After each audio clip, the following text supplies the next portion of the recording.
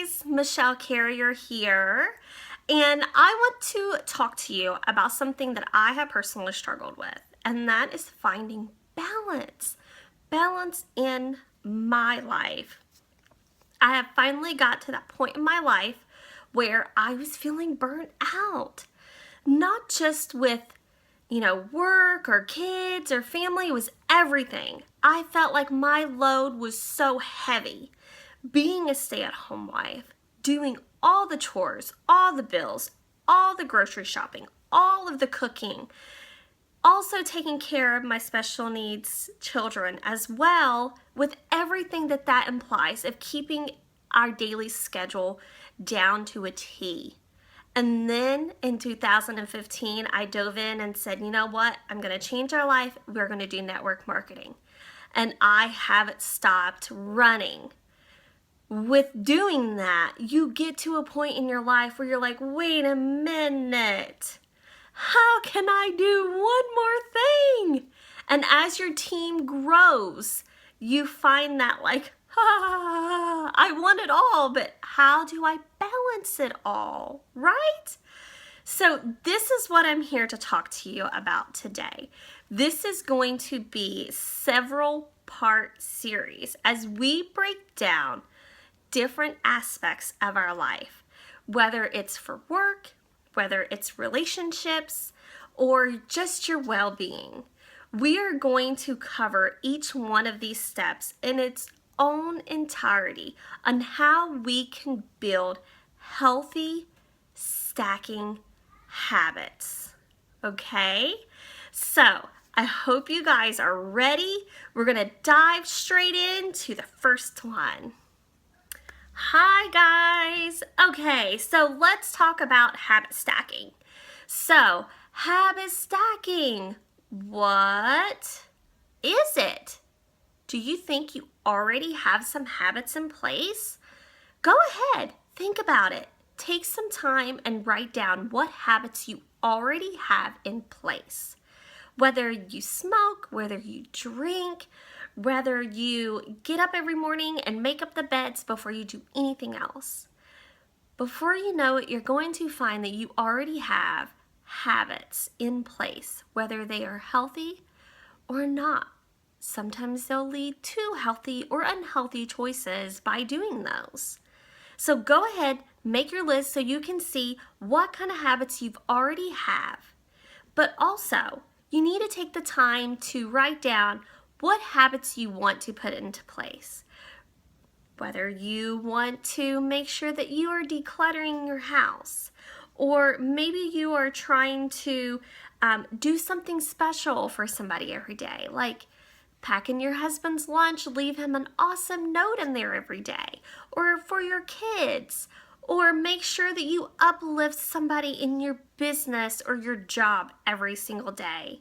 Think of those positive habits that you can add into your life and what it is going to do for your life by doing that. There is one habit that we all do that prevents our teeth from rotting out, and we don't even think about doing it anymore. You spend about 5 minutes out of your day brushing your teeth in the mornings, at night, maybe you spend a little bit longer. But do you have to sit there and actually think, did I even brush my teeth today? No. Your mind fires, it gets it done without you even thinking about doing it, because you have formed that healthy habit that is mind-numbing that you don't even have to think about anymore. Isn't that awesome? That is pretty awesome. So we are going to explore how we can keep bringing habits into our brain to keep them there so our life seems so much easier and we're taking less time to get it done. Hi guys. Okay, so let's talk about small habits versus many habits, okay? So let's look at it on a point of working out, okay? You're going to the gym for the first time in forever. You're going in there, you're doing a year's worth of work. pushing yourself, how quickly do you think you're going to burn out? You're going to burn out pretty quick. Versus if he would have went in and say we tried a different challenge, say like a sit-up challenge. Like today you do 1, tomorrow you do 2, the next day you do 3. Every day you increase it until you get to the amount of reps that you want to do. Okay, this is gradually developing that habit. It's easing your body into it. It's easing your mind into it. And it's something that's going to take you less than 5 minutes, which is what is so important with habit stacking, is you want it to be a habit that's going to take you less than 5 minutes to develop it. If you go into the gym and you bust butt for the first time that you have been for a year, and you're going to do 2 hours worth of work, you are not going to want to do 2 hours worth of work the next day. How do I know? Because I was that person. I always say I want to lose weight, and I work out so hard, and I get burnt out quick. But by doing them at a small increase, you're going to find yourself sticking with it. So when we sit down and we really want to focus on developing these habits, that is something that we need to keep inside. We need to really think about, is this a habit that I can keep with? Is it going to be small enough, a mini habit that I can keep pushing myself? Or is this something that's going to cause me to burn out? And if this is something that you are trying to do again, think about, why is it that it didn't work the first time? Because that's going to help you determine how you need to reevaluate this habit before you enter into it for the second time. So there is 8 elements when it comes to habit stacking. And when you're breaking down these habits in these 8 elements, you are going to be able to get more done in less time. So get ready as we go through all 8 elements. Okay, so element 1, okay, is making sure that you are taking your habit and you are spending less than 5 minutes of time on this habit. Okay, so it could be as easy as taking loose change out of your pocket and putting it away, or it could be as easy as telling someone happy birthday. 2, complete the habit, right? We want a habit that we are able to complete.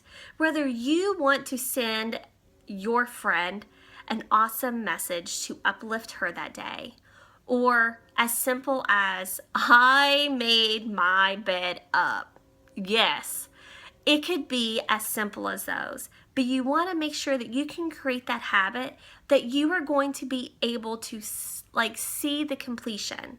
Okay, you don't want to set high goals into your habits, because that is something that you are going to have to do every single day to see a change.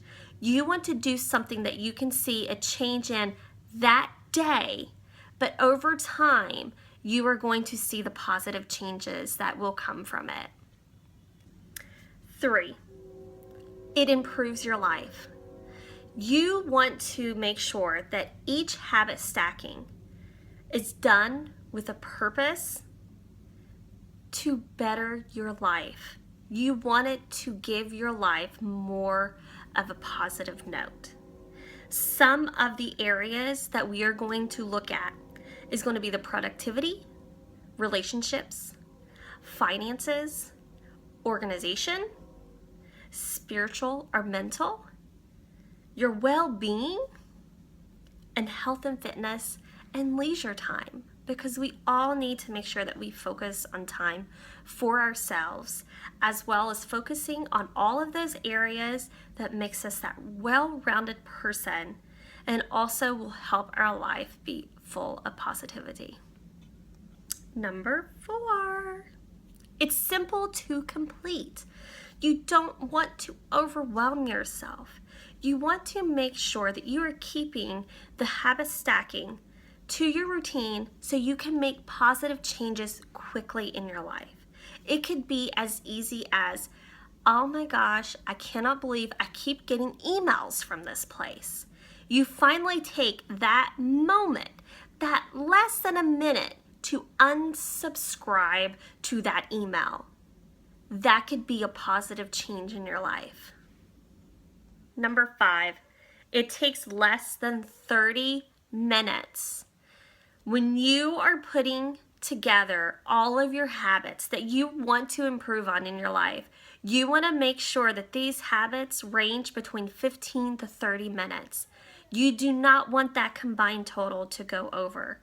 By ensuring in the beginning that you are keeping your habits at 15 minutes for the combined total of the day, you are going to make sure that you don't overwhelm or burn yourself out quickly.